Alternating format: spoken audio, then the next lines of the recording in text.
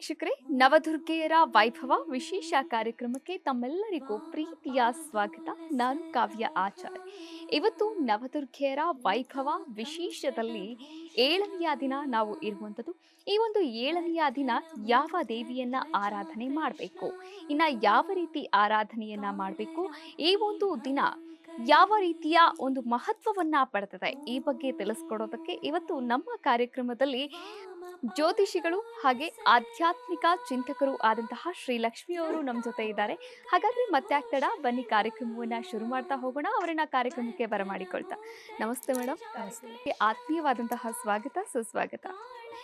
S, ಇವತ್ತು ನಾವು ದಸರಾ ಅಂದ್ರೆ ನವರಾತ್ರಿಗಳಲ್ಲಿ 7ನೆಯ ರಾತ್ರಿ ಅಂದ್ರೆ 7ನೆಯ ದಿನವನ್ನ ಆಚರಣೆ ಮಾಡ್ತಾ ಇರುವಂಥದ್ದು. ಈ ಒಂದು 7ನೆಯ ದಿನ ಯಾವ ದೇವಿಯನ್ನ ನಾವು ಆರಾಧನೆ ಮಾಡಬೇಕು, ಈ ಬಗ್ಗೆ ತಿಳಿಸ್ಕೊಡೋದಾದ್ರೆ. ನವರಾತ್ರಿಯಲ್ಲಿ ಇವತ್ತು ನಾವು 7ನೇ ದಿನದಲ್ಲಿದ್ದೀವಿ. 7ನೇ ದಿನ ಶಕ್ತಿ ಸ್ವರೂಪಿಣಿಯಾದಂಥ ದೇವಿಯನ್ನ ಕಾಳರಾತ್ರಿ ಅಂತ ಹೇಳಿ ಕರೀತಾರೆ. ಕಾಳರಾತ್ರಿ ಅಂತ ಹೇಳಿದ್ರೆ ಹೆಸರೇ ಸೂಚಿಸುವ ಹಾಗೆ ಆಕೆಯ ಮೈಬಣ್ಣ ಕಪ್ಪಾಗಿತ್ತು. ಯಾಕೆ ಕಪ್ಪಾಗಿತ್ತು, ಯಾವ ಸಂದರ್ಭ ಅನ್ನೋದನ್ನ ನಾವಿಲ್ಲಿ ಗಮನಿಸಿದ್ರೆ, ರಕ್ತ ಬೀಜಾಸುರ ತಪಸ್ಸನ್ನ ಆಚರಿಸಿರ್ತಾನೆ. ಅವನೊಂದು ವಿಶಿಷ್ಟವಾದಂಥ ವರನ ಪಡ್ಕೊಂಡಿರ್ತಾನೆ.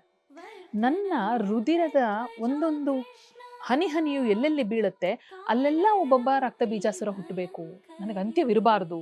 ಯಾಕಂದ್ರೆ ಭೂಮಿ ಈಗ ಒಬ್ಬ ವ್ಯಕ್ತಿ ಸಂಹಾರ ಆಗ್ಬೇಕು ಅಂದ್ರೆ ಅವನ ರಕ್ತ ಭೂಮಿಯನ್ನ ನೋಡಲೇಬೇಕು. ಭೂಮಿಗೆ ಬಿದ್ದಾಗ ತಾನೇ ಅವನ ದೇಹ ಅಂತ್ಯ ಆಗೋದು. ಆತ ಒಂದು ವರನ್ ಪಡೆದಿರ್ತಾನೆ, ಒಂದೊಂದು ಹನಿ ರಕ್ತ ಭೂಮಿ ಮೇಲೆ ಬಿದ್ದಂಗೂ ಒಬ್ಬೊಬ್ಬ ರಕ್ತ ಬೀಜಾಸುರ ಅಲ್ಲಿಂದ ಹುಟ್ಟುತ್ತಾ ಹೋಗ್ತಿರ್ತಾನೆ. ಈ ರಕ್ತ ಬೀಜಾಸುರನನ್ನ ಸಂಹಾರ ಮಾಡೋದು ಕಷ್ಟವಾದಾಗ ಮತ್ತೆ ತ್ರಿಮೂರ್ತಿಗಳು ಕೂಡ ದೇವಿಯ ಮೊರೆ ಹೋಗ್ತಾರೆ. ಅಮ್ಮ ದೇವಿ, ರಕ್ತ ಬೀಜಾಸುರನ ಉಪಟಳ ಅತಿ ಹೆಚ್ಚಾಗಿದೆ, ಏನಾದರೂ ಮಾಡಿ ಆತನನ್ನ ಸಂಹರಿಸು. ನಿಮಗೆ ಶಂಕರಾಚಾರ್ಯರು ದೇವಿ ಅಪರಾಧ ಕ್ಷಮಾಪಣಾ ಸ್ತೋತ್ರದಲ್ಲಿ ಒಂದು ವಿಚಾರವನ್ನ ಹೇಳ್ತಾರೆ. ಕುಪುತ್ರೋ ಜಾಯತೋ ಕ್ವಚಿತಪಿ ಕುಮಾತ ನ ಭವತಿ. ಅರ್ಥಾತ್ ಕುಪುತ್ರೋ ಜಾಯೇತ ಅಂತ ಹೇಳಿದ್ರೆ ಕೆಟ್ಟ ಮಗ ಹುಟ್ಟಬಹುದು, ಕ್ವಚಿದಪಿ ಕುಮಾತ ನ ಭವತಿ, ಆದ್ರೆ ಕೆಟ್ಟ ತಾಯಿ ಇರಲ್ಲ. ಮಕ್ಕಳು ಏನೇ ತಪ್ಪನ್ನ ಮಾಡಿದ್ರು ಅಮ್ಮ ಕ್ಷಮಿಸ್ಬಿಡು ನಮ್ಮನ್ನ ಅಂತ ಬಂದ್ರೆ ತಾಯಿ ಯಾವತ್ತೂ ದೂರ ತಳ್ಳಿಲ್ಲ. ಈ ಒಂದು ರಕ್ತ ಬೀಜಾಸುರ ಕೂಡ ಇವರೆಲ್ಲ ಮೈಮರೆದಂತಹ ಇಂದ್ರಾದಿ ದೇವತೆಗಳು ಮೈಮರೆದಂತಹ ಸಂದರ್ಭದಲ್ಲಿ ತಪಸ್ಸನ್ನ ಆಚರಿಸಿ ವರವನ್ನ ಪಡ್ಕೊಂಡ್ಬಿಡ್ತಾನೆ. ಮತ್ತೆ ದೇವತೆಗಳೆಲ್ಲ ಹೋಗಿ ಅಮ್ಮ ನಮ್ಮನ್ನು ಕಾಪಾಡು, 3 ಲೋಕಗಳು ಕೂಡ ಸಂಕಷ್ಟದಲ್ಲಿದೆ ಅಂತ ಹೇಳಿದಾಗ ಕೋಪಗೊಂಡಂತಹ ದೇವಿ ಆಕೆಯ ಕೋಪಕ್ಕೆ ಆಕೆಯ ಮೈ ಬಣ್ಣ, ಎಲ್ಲ ದೇವಿಯರು ಸಾಧಾರಣವಾಗಿ ಆವರಣದಲ್ಲಿರ್ತಾಳೆ, ಚಿನ್ನದ ಬಣ್ಣದಲ್ಲಿರ್ತಾಳೆ, ಬಿಳಿಯ ಬಣ್ಣದಲ್ಲಿರ್ತಾಳೆ, ಗೌರವ ವರ್ಣದಲ್ಲಿರ್ತಾಳೆ ಅಂತ ನಾವು ಹೇಳ್ತೀವಿ. ಆದ್ರೆ ಕಾಳರಾತ್ರಿ ಮಾತ್ರ ಆ ಜಗನ್ಮಾತೆ ಏನ್ ಮಾಡ್ತಾಳೆ, ಆ ಒಂದು ಕೋಪದಲ್ಲಿ ಆಕೆಯ ಇಡೀ ಮೈ ಬಣ್ಣ ಕಪ್ಪಾಗಿ ಪರಿವರ್ತಿತವಾಗಿಬಿಡತ್ತೆ. ಕೋಪ, ಅವನನ್ನು ಸಂಹರಿಸಬೇಕು ಅನ್ನುವಂಥ ಒಂದು ಭಾವನೆ ಆಕೆಯಲ್ಲಿ ಅತಿ ಹೆಚ್ಚು ಜಾಗೃತವಾಗಿ ಆಕೆ ಅವನನ್ನು ಸಂಹರಿಸೋದಕ್ಕೆ ಉದ್ಯುಕ್ತಳಾಗ್ತಾಳೆ. ಹೋಗಿ ಆತನನ್ನು ಸಂಹರಿಸ್ತಾಳೆ. ಸಂಹರಿಸಿದ ಕೂಡಲೇ ಶಾಂತವಾಗ್ತಾಳ? ಇಲ್ಲ, ಆಕೆಯ ಮನಸ್ಸು ಅಷ್ಟು ಬೇಗ ಶಾಂತವಾಗೋದಿಲ್ಲ. ಇದನ್ನ ಒಂದು ಚಿಕ್ಕ ಉದಾಹರಣೆ ಮುಖಾಂತರವಾಗಿ ದೇವಿಗೆ ಮನುಷ್ಯರನ್ನ ಹೋಲಿಸುವುದು ಸರ್ವಥಾ ಸರಿಯಲ್ಲ. ಆದರೆ ಅದನ್ನು ಸರಳೀಕೃತಗೊಳಿಸಿ ಹೇಳಬೇಕು ಅನ್ನುವಂತಹ ಸಂದರ್ಭದಲ್ಲಿ ಹೇಳೋದಾದ್ರೆ, ಈಗ ಸಾಧಾರಣವಾಗಿ ತಂದೆಗೆ ಕೋಪ ಬಂದ್ರೆ ಸ್ವಲ್ಪ ಬೇಗ ಶಮನವಾಗಿಬಿಡುತ್ತೆ. ತಾಯಿಗೆ ಕೋಪ ಬರೋದು ಕಡಿಮೆನೆ, ಕೋಪ ಬಂದ್ರೆ ಶಮನವಾಗೋದು ಸ್ವಲ್ಪ ತಡವೇ.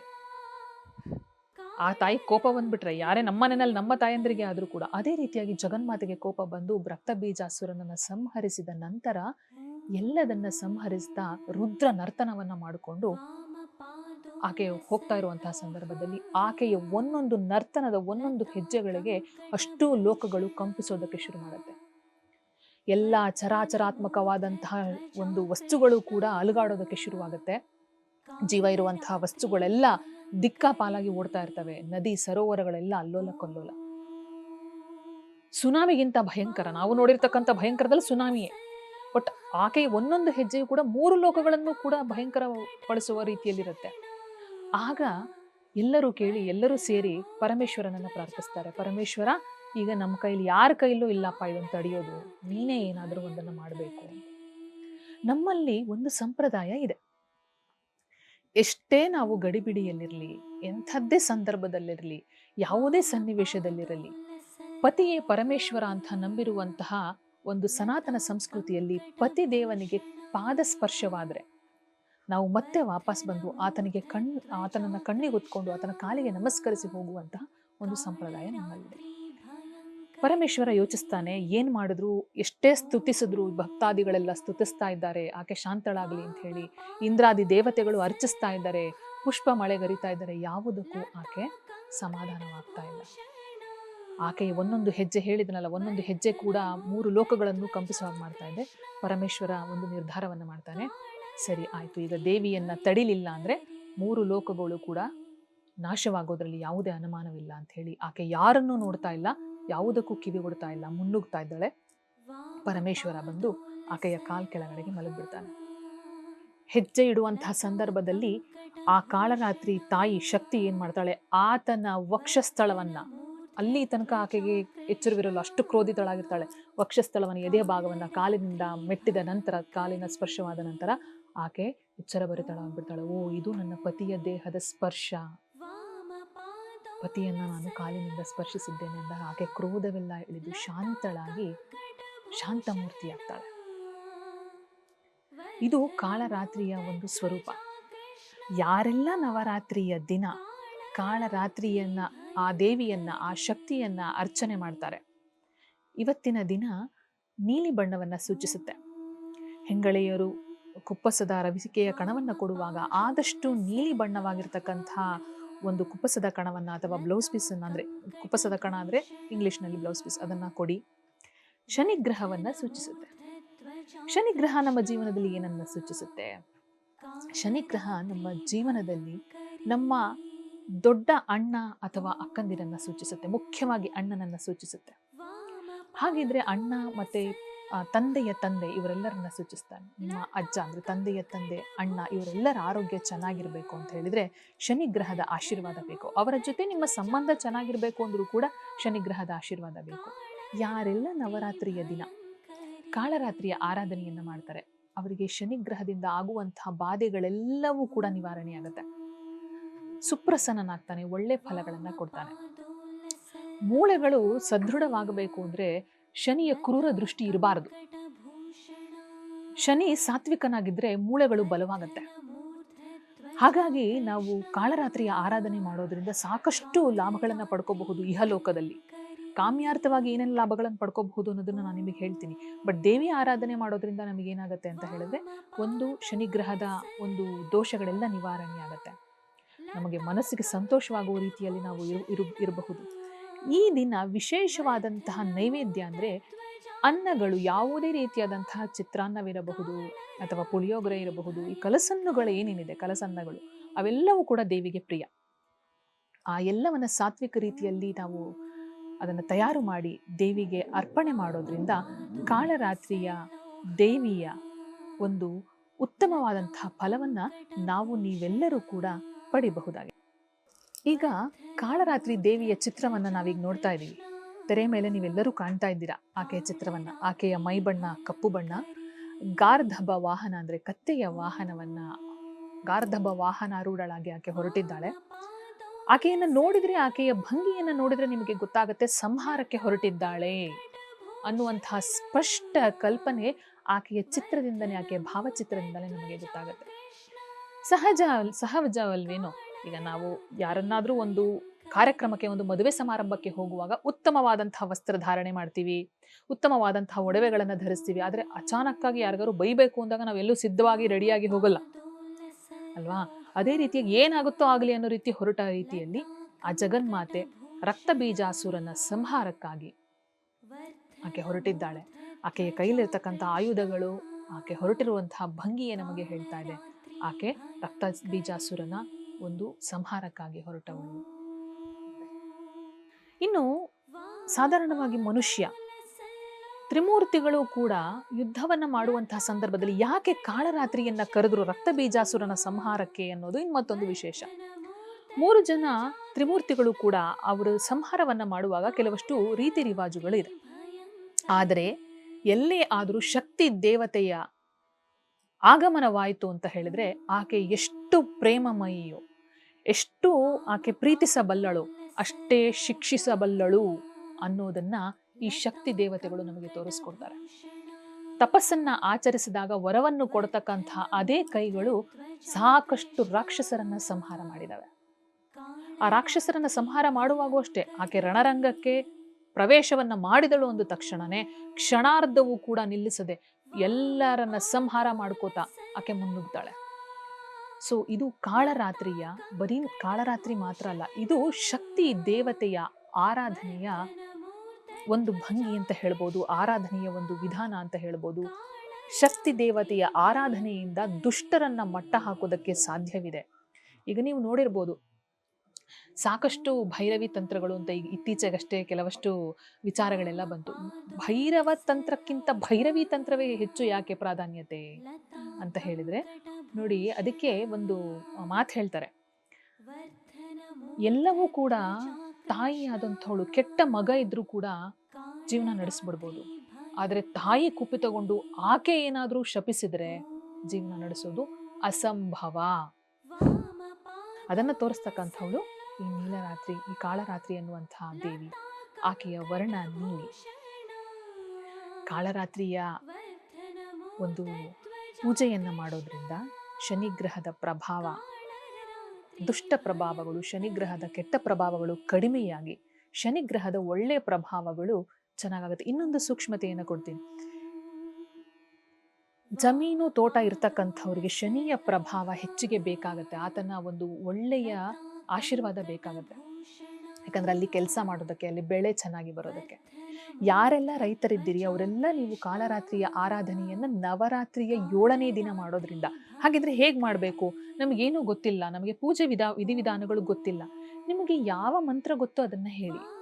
ಶುಭ್ರವಾಗಿ ಮಂಗಳಾರ್ಚನೆಯಿಂದ ಮಂಗಳ ಸ್ನಾನವನ್ನ ಮಾಡಿ ಶುದ್ಧೀಕರಿಸಿ ಮನೆಯನ್ನ ಕೂತ್ಕೊಂಡು ಸ್ವಲ್ಪ ಹೊತ್ತು ದೇವರ ಧ್ಯಾನವನ್ನ ಮಾಡಿ ಆ ದೇವಿಯನ್ನ ಅರ್ಚಿಸಿ ನೀಲಿ ಬಣ್ಣದ ವಸ್ತ್ರವನ್ನ ದಾನ ಮಾಡಿ. ಇದೆಲ್ಲ ಮಾಡೋದ್ರಿಂದ ದೇವಿ ಸಂತುಷ್ಟಳಾಗ್ತಾಳೆ. ವಿಧ ವಿಧವಾದ ಅನ್ನಗಳನ್ನ ನೈವೇದ್ಯವನ್ನ ನೀವು ಕೊಡಬಹುದು. ಕಾಳರಾತ್ರಿಯನ್ನ ಪೂಜೆ ಮಾಡೋದ್ರಿಂದ ಏನೆಲ್ಲ ಫಲಾನುಫಲಗಳಿದೆ ಇದನ್ನ ಕೂಡ ತಿಳಿಸ್ಕೊಡ್ತಾರೆ ಒಂದು ಪುಟ್ಟದಾದಂತಹ ವಿರಾಮದ ನಂತರ.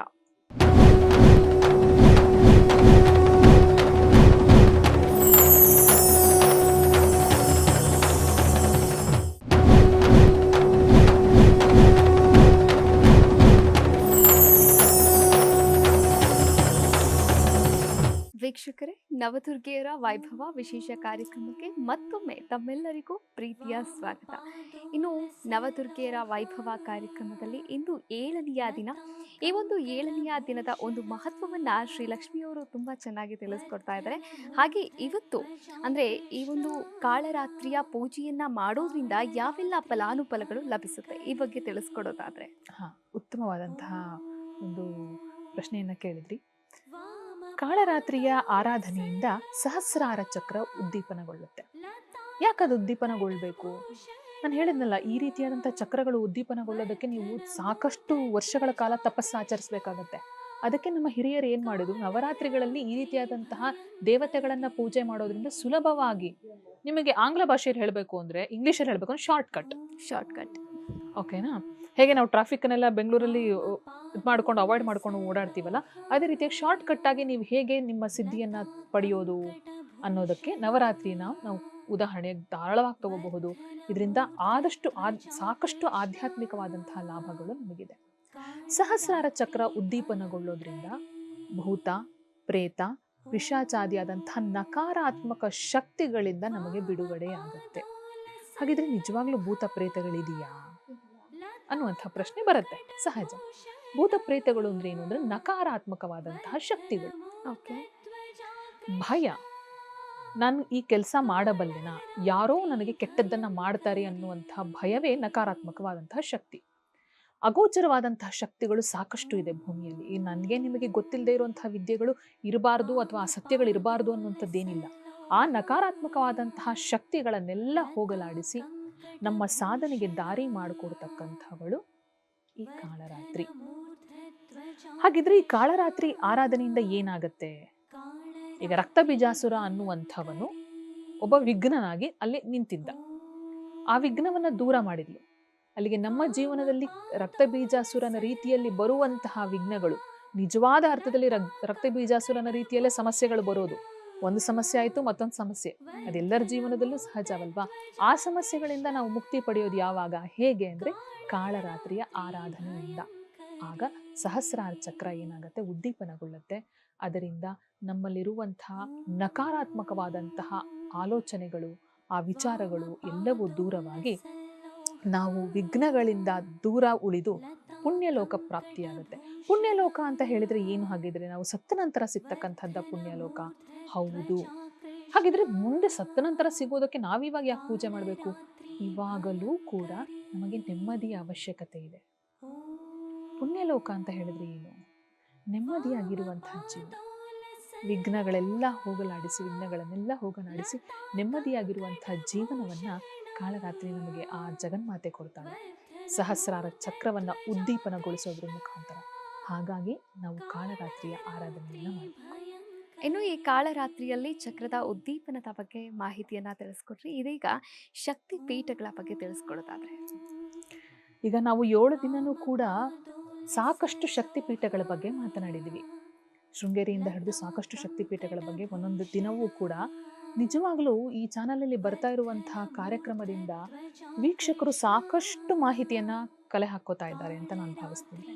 ಯಾಕಂದ್ರೆ ಒಂದು ಶಕ್ತಿ ದೇವತೆಯ ಆರಾಧನೆ ಯಾಕೆ, ಆಕೆಯ ಹೆಸರೇನು, ಆಕೆಗೆ ಯಾಕ ಹೆಸರು ಬಂತು, ಪ್ರಾಮುಖ್ಯತೆ ಏನು, ಬಣ್ಣ ಏನು, ಯಾವ ಗ್ರಹಣವನ್ನ ಸಂತುಷ್ಟಗೊಳಿಸ್ತಾಳೆ ಆಕೆಯ ಆರಾಧನೆಯಿಂದ, ಅದರ ಜೊತೆಗೆ ನವಶಕ್ತಿ ಪೀಠದ ದರ್ಶನದಿಂದ ಸಿಗುವಂತಹ ಲಾಭಗಳೇನು ಅನ್ನೋದನ್ನ ನಿಮ್ಮ ಚಾನಲ್ನವರು ತುಂಬಾ ಸರಳೀಕೃತವಾಗಿ ಜನಗಳಿಗೆ ತಿಳಿಸ್ಕೊಡ್ತಾ ಇದ್ದೀರಾ. ನಿಜವಾಗ್ಲೂ ಖುಷಿಯಾಗುತ್ತೆ. ಈಗ ನಾನು ವಿವರಣೆ ಕೊಡೋದಕ್ಕೆ ಹೊರಟಿರುವಂತಹ ಶಕ್ತಿ ಪೀಠ ಕಟೀಲು ದುರ್ಗಾ ಪರಮೇಶ್ವರಿ. ಸಾಧಾರಣವಾಗಿ ಕರ್ನಾಟಕದಲ್ಲಿ ಇರ್ತಕ್ಕಂಥ ಎಲ್ಲರೂ ಕೂಡ ಈ ಹೆಸರನ್ನ ನೀವು ಕೇಳಿರ್ತೀರಿ. ಆಕೆಗೆ ಭ್ರಮರಾಂಬಿಕೆ ಅಂತ ಕೂಡ ಕರೀತಾರೆ.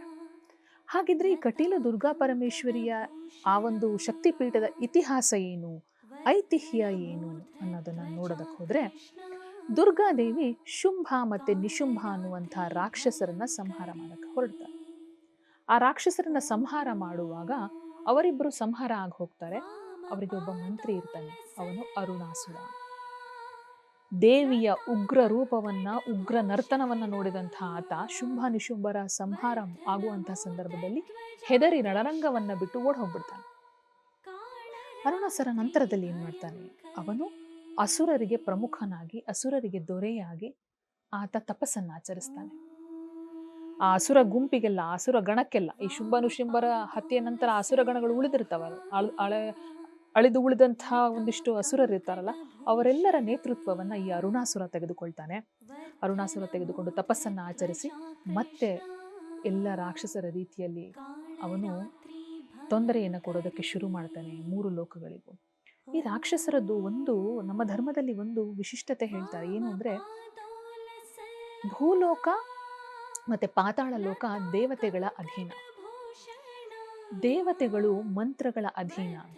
ಈ ಮಂತ್ರಗಳನ್ನ ಉಚ್ಚಾರಣೆ ಮಾಡಿ ಏನ್ ಮಾಡ್ತಾರೆ, ಹೋಮ ಹವನಗಳನ್ನ ಮಾಡ್ತಾರೆ. ದೇವತೆಗಳಿಗೆ ಶಕ್ತಿ ಬರಬಾರದು ಅಂದ್ರೆ ಏನ್ ಮಾಡ್ಬೇಕು? ರಾಕ್ಷಸರು ಮಾಡ್ತಾ ಇದ್ದ ಕೆಲಸ ಏನು? ಹೋಮ ಹವನಗಳನ್ನ ಧ್ವಂಸ ಮಾಡ್ತಕ್ಕಂಥದ್ದು. ಹೋಮಗಳನ್ನ ಆಚರಣೆ ಮಾಡಬಾರ್ದು, ಋಷಿ ಮುನಿಗಳಿಗೆ ಉಪಟಳವನ್ನ ಕೊಡ್ತಕ್ಕಂಥದ್ದು. ಅವಾಗ ದೇವತೆಗಳ ಬಲ ಕಮ್ಮಿ ಆಗತ್ತೆ. ಯಾಕೆ ದೇವತೆಗಳ ಬಲ ಕಮ್ಮಿ ಆಗುತ್ತೆ? ಹಾಗಿದ್ರೆ ಹೋಮ ಹವನಗಳನ್ನು ಮಾಡಿದ್ರೆ ಮಾತ್ರನಾ? ಅಲ್ಲ, ನಾವೇನನ್ನಾದ್ರೂ ಪ್ರಾರ್ಥನೆ ಮುಖಾಂತರ ಸಲ್ಲಿಸಿದ್ರೆ ತಾನೇ ದೇವರು ಬಂದು ಅದನ್ನ ಅಸ್ತು ಅಂತ ಹೇಳ್ತಾನೆ. ಈಗ ನಾವು ಒಂದು ಸರಳವಾದ ಉದಾಹರಣೆ ಅಂದ್ರೆ, ನಾವು ಯಾವುದೋ ಕೆಲಸಕ್ಕೆ ಜಾಯಿನ್ ಆಗ್ಬೇಕು ಅಂದ್ರೆ ನಾವು ಅಪ್ಲಿಕೇಶನ್ ಹಾಕ್ಬೇಕಲ್ವಾ? ಫಸ್ಟ್ ಅಪ್ಲಿಕೇಶನ್ ಹಾಕದೆ ಯಾವ ಅಪಾಯಿಂಟ್ಮೆಂಟ್ ಆರ್ಡರ್ ಬರಲ್ಲ ನಮ್ಮ ಮನೆಗೆ. ಅದೇ ರೀತಿಯಾಗಿ ನಾವು ದೇವರಿಗೆ ಪ್ರಾರ್ಥನೆಯನ್ನ ಸಲ್ಲಿಸಬೇಕು ಅಂತ ಹೇಳಿದ್ರೆ, ಆ ಹೋಮ ಹವನಗಳನ್ನ ಮಾಡಿ ಪ್ರಾರ್ಥನೆ ಸಲ್ಲಿಸುವಂತ ಸಂದರ್ಭದಲ್ಲಿ ಲೋಕ ಕಲ್ಯಾಣಾರ್ಥವಾಗಿ ಅದನ್ನೇ ಇವರು ನಾಶ ಮಾಡ್ತಾ ಇರ್ತಾರೆ, ಆ ಹೋಮ ಹವನಗಳನ್ನ. ಇದೇ ರೀತಿಯಾಗಿ ಹೋಮ ಹವನಗಳನ್ನ ನಾಶ ಮಾಡ್ತಾ ಇರುವಂತಹ ಸಂದರ್ಭದಲ್ಲಿ ಜನಗಳೆಲ್ಲ ತಮ್ಮ ಕಷ್ಟವನ್ನ ಜಾಬಾಲಿ ಅನ್ನುವಂತಹ ಮಹರ್ಷಿಗಳ ಬಳಿ ತೋಡ್ಕೋತಾರೆ. ಈ ಜನಗಳ ಕಷ್ಟವನ್ನ ನೋಡಿದಂತಹ ಜಾಬಾಲಿ ಮಹರ್ಷಿಗಳು ಒಂದು ಯಜ್ಞವನ್ನ ಮಾಡೋಣ, ಈ ಅರುಣಾಸುರ ಸಂಹಾರಕ್ಕೆ ದೇವತೆಗಳನ್ನ ಪ್ರಾರ್ಥನೆ ಮಾಡೋಣ ಅಂತ ಹೇಳ್ತಾರೆ. ಸರಿ, ಹೋಮ ಹವನಗಳನ್ನ ಮಾಡಬೇಕು ಅಂತ ಹೇಳಿದ್ರೆ ಆ ಋತ್ವಿಜರಿಗೆ ಎಲ್ಲವನ್ನ ಕೊಡಬೇಕು, ಬಂದಂತಹ ಅತಿಥಿಗಳಿಗೆ ಸಾಕಷ್ಟು ಊಟ ಉಪಚಾರಗಳೆಲ್ಲ ಆಗ್ಬೇಕು. ಯಾರೇ ಹೋಮ ಹವನಕ್ಕೆ ಬಂದರೂ ಕೂಡ ಅವರನ್ನು ಉಪವಾಸ ಕಳಿಸಬಾರ್ದು. ಈ ಎಲ್ಲ ಖರ್ಚು ವೆಚ್ಚಗಳನ್ನು ಹೇಗೆ ನಿಭಾಯಿಸೋದು? ಇದನ್ನ ಯೋಚಿಸಿದಂತಹ ಜಾಬಾಲಿ ಮಹರ್ಷಿಗಳು ಇಂದ್ರನನ್ನ ಕುರಿತು ತಪಸ್ ಮಾಡ್ತಾರೆ. ಯಾಕೆ ಅಂತ ಹೇಳಿದ್ರೆ, ಕಾಮಧೇನುವನ್ನ ಕಳಿಸು. ಕಾಮಧೇನು ದೇವಲೋಕದ ಹಸು. ಕಾಮಧೇನು, ನಾವೇನನ್ನ ಮನಸ್ಸಿನಲ್ಲಿ ಪ್ರಾರ್ಥಿಸ್ತೀವಿ, ನಮ್ಮ ಕಾಮನೆಗಳೇನಿದೆ ಅದೆಲ್ಲವನ್ನ ಈಡೇರಿಸ್ತಕ್ಕಂತಹ ಒಂದು ಗೋವು. ಆಕೆಯನ್ನ ಕುರಿತು ತಪಸ್ ಮಾಡಿ ಹೋಮದ ಆಚರಣೆಗಾಗಿ ಕಾಮಧೇನುವನ್ನ ಕಳಿಸಿಕೊಡು ಇಂದ್ರ ಅಂತ ಕೇಳ್ತಾರೆ. ಇಂದ್ರ ಹೇಳ್ತಾನೆ, ಇಲ್ಲ, ಯಾವುದೋ ಒಂದು ಲೋಕ ಕಲ್ಯಾಣಾರ್ಥವಾಗಿ ಕಾಮಧೇನು ವರುಣ ಲೋಕಕ್ಕೆ ಹೋಗಿದ್ದಾಳೆ, ಆಕೆಯ ಪುತ್ರಿ ನಂದಿನಿ ಇದ್ದಾಳೆ, ಆಕೆಯನ್ನ ಕಳಿಸ್ತೀನಿ. ತಾಯಿಯಲ್ಲಿ ಇರ್ತಕ್ಕಂತಹ ಗುಣ ಮಕ್ಕಳಲ್ಲಿ ಇದ್ದೇ ಇರುತ್ತಲ್ವಾ, ತಾಯಿ ಹಾಗೆ ಕಾಮಧೇನುವಲ್ಲಿ ಇರ್ತಕ್ಕಂತಹ, ಕಾಮಧೇನು ಬಯಸಿದ್ದನ್ನ ಕೊಡುವಂತಹ ಗುಣ ಕಾಮಧೇನುವಿನ ಮಗಳಾದ ನಂದಿನಿಯಲ್ಲೂ ಇದೆ ಅಂತ ಹೇಳ್ತಾನೆ. ಸರಿ, ನಂದಿನಿಯನ್ನ ಕಳಿಸೋದಕ್ಕೆ ಉದ್ಯುಕ್ತನಾಗ್ತಾನೆ ಇಂದ್ರ. ಹೇಳ್ತಾನೆ, ನಂದಿನಿಯನ್ನ ಪ್ರಾರ್ಥನೆ ಮಾಡಪ್ಪ, ನಂದಿನಿ ಬರ್ತೀನಿ ಅಂತ ಹೇಳಿದ್ರೆ ನೀನು ಕರ್ಕೊಂಡು ಹೋಗಬಹುದು. ಯಾಕೆಂದ್ರೆ ಅದು ಒಂದು ಕಂಡೀಷನ್ ಮೇಲೆಗೆ, ಈ ಹೋಮ ಹವನಗಳೆಲ್ಲ ಮುಗಿದ ನಂತರ ಮತ್ತೆ ಅದನ್ನ ಅಮರಾವತಿಗೆ ಅಂತ ಸ್ವರ್ಗಲೋಕಕ್ಕೆ ಕಳಿಸ್ಕೊಡ್ಬೇಕಾಗತ್ತೆ. ಸರಿ, ಜಾಬಾಲಿ ಮಹರ್ಷಿಗಳು ಪ್ರಾರ್ಥನೆಯನ್ನ ಮಾಡ್ತಾರೆ. ನಂದಿನಿ ಬಂದು ಭೂಮಿಯನ್ನ ಮತ್ತೆ ಅಲ್ಲಿರ್ತಕ್ಕಂಥ ಎಲ್ಲರನ್ನ ನಿಂದಿಸ್ಬಿಡ್ತಾಳೆ. ನಾನು ಬರೋದಿಲ್ಲ, ಇದು ಪಾಪಿಗಳಿರ್ತಕ್ಕಂಥ ಲೋಕ, ನಾನು ಬರೋದಿಲ್ಲ ಅಂತ ಹೇಳಿ ತಿರಸ್ಕಾರ ಮಾಡಿದ್ರಿಂದ ಕುಪಿತಗೊಂಡಂತಹ ಜಾಬಾಲಿ ಮಹರ್ಷಿಗಳು, ನೀನು ನದಿಯಾಗಿ ಹರಿ ಭೂಲೋಕದಲ್ಲಿ ಅಂತ ಶಾಪ ಕೊಟ್ಬಿಡ್ತಾರೆ.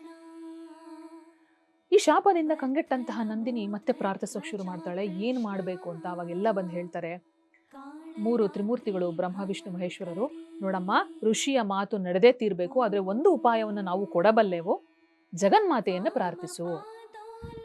ಹೆಂಗರಳು ಅಂತ ಮುಂಚೆನೆ ಹೇಳ್ತಾರೆ, ಆಕೆ ಮಾತೆ, ಅವಳು ಯಾರನ್ನೂ ಕೂಡ ಕೈ ಬಿಡೋಳಲ್ಲ ಅಂದಾಗ ನಂದಿನಿ ದೇವಿ ಮತ್ತೆ ಜಗನ್ಮಾತೆಯನ್ನ ಪ್ರಾರ್ಥಿಸಿದಾಗ ಜಗನ್ಮಾತೆ ಹೇಳ್ತಾಳೆ, ಋಷಿಗಳ ಮಾತು, ತಪಸ್ಸನ್ನ ಆಚರಿಸಿದಂತಹ ಋಷಿಗಳ ಮಾತು ಸುಳ್ಳಾಗಬಾರದು, ಹಾಗಾಗಿ ಅವರ ಮಾತು ನಿಜ ಆಗತ್ತೆ, ನೀನು ನದಿಯಾಗಿ ಹರಿತೀಯ, ಆದ್ರೆ ನಿನ್ನ ಶಾಪ ವಿಮೋಚನೆ ನಾನು ಮಾಡ್ತೀನಿ, ನಾನು ನಿನ್ನ ಮಗಳಾಗಿ ಹುಟ್ಟುತ್ತೀನಿ, ಆ ನದಿಯಲ್ಲಿ ಹುಟ್ಟುತ್ತೀನಿ, ಆ ಸಂದರ್ಭದಲ್ಲಿ ನಿನಗೆ ಶಾಪ ವಿಮೋಚನೆ ಆಗುತ್ತೆ ಅಂತ ಹೇಳ್ತಾಳೆ.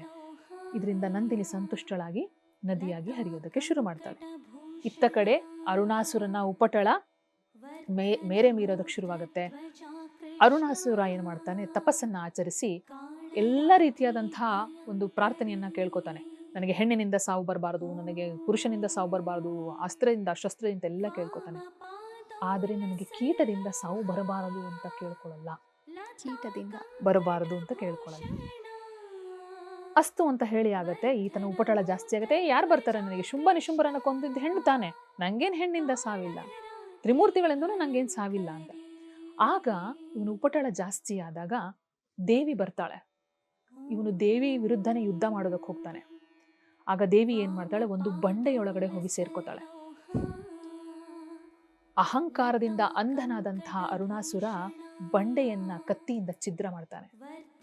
ಆ ಬಂಡೆಯಿಂದ ಭ್ರಮರಗಳು, ಭ್ರಮರ ಅಂದ್ರೆ ಏನ್ ಹೇಳಿ, ದುಂಬಿ, ದೊಡ್ಡದಾದಂತಹ ದುಂಬಿಗಳು, ಅವು ಸಾಗರೋಪಾದಿಯಲ್ಲಿ ಬಂಡೆಯಿಂದ ಆಚೆ ಬರುತ್ತೆ. ಆ ಭ್ರಮರಗಳು ಅರುಣಾಸುರನನ್ನ ಆಕ್ರಮಣ ಮಾಡಿ ಅರುಣಾಸುರನ ಸಂಹಾರವಾಗುತ್ತೆ. ಹಾಗಾಗಿ ಆಕೆಯನ್ನ ಬ್ರಹ್ಮರಾಂಬಿಕೆ ಅಂತ ಹೇಳಿ ಕರೀತಾರೆ. ಕಟೀಲು, ಕಟಿ ಪ್ರದೇಶ. ಈಗ ನೀವು ನೋಡಬಹುದು, ಕಟೀಲಿಗೆ ಸಾಧ್ಯವಾದರೆ ನಿಮಗೆ ಬಿಡುಗಡೆ ಇರುವಂತಹ ಸಂದರ್ಭದಲ್ಲಿ ಎಲ್ಲ ಭಕ್ತಾದಿಗಳು ಕೂಡ ಕಟೀಲಿಗೆ ದರ್ಶನವನ್ನ ಮಾಡಿದ್ರೆ, ಕಟೀಲಿನ ಮುಂದೆ ನಂದಿನಿ ನದಿ ಹರಿತಾ ಇದೆ. ನಂದಿನಿ ನದಿಯ ಮಧ್ಯಭಾಗದಲ್ಲಿ, ಕಟಿ ಪ್ರದೇಶ ಅಂದ್ರೆ ಮಧ್ಯಭಾಗದಲ್ಲಿ ದೇವಿ ಆವಿರ್ಭವಿಸಿರೋದ್ರಿಂದ ನಂದಿನಿ ದೇವಿಗೆ ಆಕೆ ವರ ಕೊಟ್ಟಿರ್ತಾಳೆ, ನಿನ್ನಲ್ಲಿ ನಾನು ಮಗಳಾಗಿ ಜನಿಸ್ತೀನಿ ಅಂತ. ಅಲ್ಲೇ ಹುಟ್ಟಿದಂತಹ ಬಂಡೆ ಒಳಗಡೆ ಆಕೆ ಹೋಗ್ತಾಳೆ, ಬಂಡೆಯಿಂದ ಆಕೆ ವಾಪಸ್ ಬರ್ತಾಳೆ. ಹಾಗಾಗಿ ಇದನ್ನ ಕಟೀಲು ಅಂತ ಹೇಳ್ತಾರೆ. ಆಕೆ ಭ್ರಮರವಾಗಿ ಅರುಣಾಸುರನನ್ನ ಕೊಂದಿದ್ರಿಂದ ಭ್ರಮರಾಂಬಿಕೆಯಾಗ್ತಾಳೆ.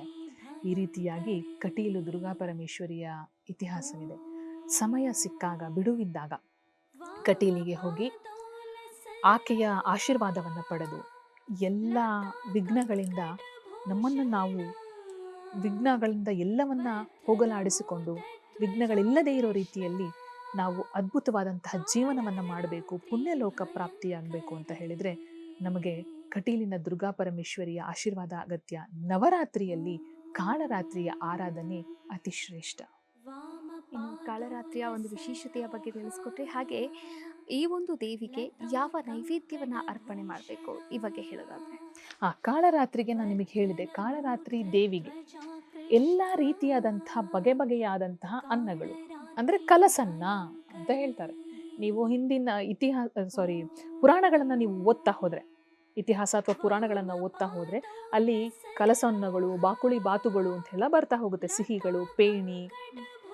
ಈ ದೇವಿಗೆ ಕಾಳರಾತ್ರಿಗೆ, ಯಾಕಂದ್ರೆ ಕೋಪದಲ್ಲಿ ಇರ್ತಕ್ಕಂತಹ ದೇವಿಗೆ, ಸಂಹಾರ ಮಾಡೋದಕ್ಕೆ ಹೊರಟಂತಹ ದೇವಿಗೆ ಇದೊಂದು ಸೂಕ್ಷ್ಮ. ಕಲಸಿಕೊಂಡು ತಿನ್ನುವಂತಹ ಯಾವ ಪದಾರ್ಥವೂ ಅಷ್ಟು ಸಹನೆ ಇರೋದಿಲ್ಲ. ಹಾಗಾಗಿ ಕಲಸನ್ನಗಳು ಅಂದ್ರೆ ಆಲ್ರೆಡಿ ಕಲಸಿ ತಿನ್ನೋದಕ್ಕೆ ಸುಲಭವಾಗಿರ್ತಕ್ಕಂತಹ, ಕಲಸಿಕೊಳ್ಳುವಿಕೆ ಇಲ್ಲದೆ ಇರುವಂತಹ ಚಿತ್ರಾನ್ನವಾಗಿರಬಹುದು ಅಥವಾ ಪುಳಿಯೋಗರೆ ಆಗಿರಬಹುದು, ವಿಧ ವಿಧವಾದಂತಹ ಅನ್ನಗಳು. ಆ ಚಿತ್ರಾನ್ನದಲ್ಲೂ ಕೂಡ ಸಾಕಷ್ಟು ಬಗೆ ಇದೆ. ಕಾಯಿ ಸಾಸಿವೆ ಚಿತ್ರಾನ್ನ ಇರಬಹುದು, ಹಸಿಮೆಣಸಿನಕಾಯಿ ಚಿತ್ರಾನ್ನ ಇರಬಹುದು, ಮಾವಿನಕಾಯಿ ಚಿತ್ರಾನ್ನ ಇರಬಹುದು, ಹುಣಸೆ ಹಣ್ಣಿನಿಂದ ಚಿತ್ರಾನ್ನ ಮಾಡಿ, ಈ ರೀತಿಯಾದಂತಹ ಕಲಸನ್ನಗಳ ನೈವೇದ್ಯವು ಅತಿ ಶ್ರೇಷ್ಠ. ಈಗ ನಾವಾದ್ರೂ ಅಷ್ಟೇ ಅಲ್ವೇ, ಟೈಮ್ ಇದ್ರೆ ಸಾರು ಹುಳಿ ಮಾಡ್ತೀವಿ, ಅರ್ಜೆಂಟ್ ಇದ್ರೆ ಏನನ್ನ ಮಾಡ್ತೀವಿ, ಆಲ್ರೆಡಿ ರೆಡಿ ಆಗಿರ್ತದೆ. ಯಾವ ಪುಳಿಯೋಗರೆ, ಚಿತ್ರಾನ್ನ, ಈ ರೀತಿಯಾಗಿರ್ತಕ್ಕಂಥದ್ದನ್ನ ಮಾಡ್ತೀವಿ. ಇಲ್ಲಿ ಯಾಕೆ ದೇವಿಗದು ಅಂತ ಹೇಳಿದ್ರೆ, ದೇವಿಗೆ ಅಷ್ಟನ್ನೆಲ್ಲ ನೈವೇದ್ಯ ಮಾಡಿದ್ರೆ ಆಕೆ ಈಗ ಆಲ್ರೆಡಿ ಆಕೆ ಉದ್ಯುಕ್ತಳಾಗ್ಬಿಟ್ಟಿದ್ದಾಳೆ ಎಲ್ಲ ವಿಘ್ನಗಳನ್ನ ನಿವಾರಣೆ ಮಾಡ್ಲಿಕ್ಕೆ. ಆಕೆಗೆ ನಾವು ಸಂತುಷ್ಟಗೊಳಿಸ್ಕೋಬೇಕು ಅಂತ ಹೇಳಿದ್ರೆ ವಿಧ ವಿಧವಾದಂತಹ ಕಲಸನ್ನಗಳ ನೈವೇದ್ಯ ಅತಿ ಶ್ರೇಷ್ಠ. ಈ ಸುಸಂದರ್ಭದಲ್ಲಿ, ನವರಾತ್ರಿಯ ಈ ಸಂದರ್ಭದಲ್ಲಿ ಕಾಳರಾತ್ರಿಯ ಆರಾಧನೆಯನ್ನ ನಾವು ನೀವೆಲ್ಲರೂ ಮಾಡ್ತಾ ವಿಘ್ನಗಳಿಂದ ದೂರವಾಗಿ, ಜೊತೆಗೆ ನಕಾರಾತ್ಮಕ ಶಕ್ತಿಯಿಂದ ನಮ್ಮನ್ನು ನಾವು ಬಿಡುಗಡೆಗೊಳಿಸೋದಕ್ಕೆ ನಮಗೆ ಕಾಳರಾತ್ರಿ ಜಗನ್ಮಾತೆಯ ಅಗತ್ಯತೆ ಇದೆ. ಆಕೆಯನ್ನ ಪ್ರಾರ್ಥಿಸ್ತಾ ನೆಮ್ಮದಿಯಾದಂತಹ ಪುಣ್ಯಲೋಕವನ್ನು ಪಡೆಯೋಣ, ಇಹದಲ್ಲಿ ನೆಮ್ಮದಿಯನ್ನು ಪಡೆಯೋಣ. ಎಲ್ಲ ರೀತಿಯಾದಂತಹ ವಿಘ್ನಗಳಿಂದ ದೂರವಾಗಿ ನಾವೆಲ್ಲರೂ ಕೂಡ ಸಂತೋಷವಾಗಿರೋಣ ಕಾಳರಾತ್ರಿಯ ಆರಾಧನೆಯಿಂದ ಅಂತ ಹೇಳಿ ನಾನು ಕೇಳ್ಕೊಳ್ತೇನೆ. ನವರಾತ್ರಿಯ 7ನೇ ದಿನವಾದಂತಹ ಕಾಳರಾತ್ರಿಯ ಬಗ್ಗೆ ವಿಶೇಷವಾದಂತಹ ಮಾಹಿತಿಯನ್ನು ಹಂಚಿಕೊಂಡ್ರೆ ಧನ್ಯವಾದಗಳು. ವೀಕ್ಷಕರೇ, ಈ ಒಂದು ನವರಾತ್ರಿಯ ವಿಶೇಷ ಇದಾಗಿರುವಂಥದ್ದು. ಹಾಗೆ ಇನ್ನೂ 3 ದಿನ ಕೂಡ ಬಾಕಿ ಇರುವಂಥದ್ದು. ಇನ್ನು ವಿಜಯದಶಮಿ, ಹಾಗೆ 8ನೇ ದಿನ, ಹಾಗೆ 9ನೇ ದಿನ. ಒಟ್ಟಾರೆಯಾಗಿ ನೋಡೋದಾದರೆ ಈ ನವರಾತ್ರಿಯ ಒಂದೊಂದು ದಿನವೂ ಕೂಡ ಒಂದೊಂದು ದೇವಿಯನ್ನು ಆರಾಧನೆ ಮಾಡಬೇಕಾಗತ್ತೆ. ಈ ಒಂದು ಆರಾಧನೆಯ ಸಂದರ್ಭದಲ್ಲಿ ಯಾವೆಲ್ಲ ಕ್ರಮಗಳನ್ನು ಪಾಲನೆ ಮಾಡಬೇಕು, ಇದ್ರ ಬಗ್ಗೆ ಎಲ್ಲ ತಿಳಿಸ್ಕೊಟ್ರು ಮೇಡಮ್. ಹಾಗೆ ಇನ್ನು ಕೊನೆಯದಾಗಿ ಹೇಳೋದಾದರೆ, ಮತ್ತೊಮ್ಮೆ ತಮ್ಮೆಲ್ಲರಿಗೂ ದಸರಾ ಹಬ್ಬದ ಹಾರ್ದಿಕ ಶುಭಾಶಯಗಳನ್ನು ಹೇಳ್ತಾ ಈ ಒಂದು ಸಂಚಿಕೆಯನ್ನು ಮುಗಿಸ್ತಾ ಇದ್ದೀನಿ. ಮುಂದಿನ ಸಂಚಿಕೆಯಲ್ಲಿ ಮತ್ತೆ ನಾನು ನಿಮ್ಮನ್ನು ಭೇಟಿಯಾಗ್ತೀನಿ. ಅಲ್ಲಿವರೆಗೂ ನೀವು ನೋಡ್ತಾ ಇರಿ ಅಶ್ವವೇಗ ನ್ಯೂಸ್.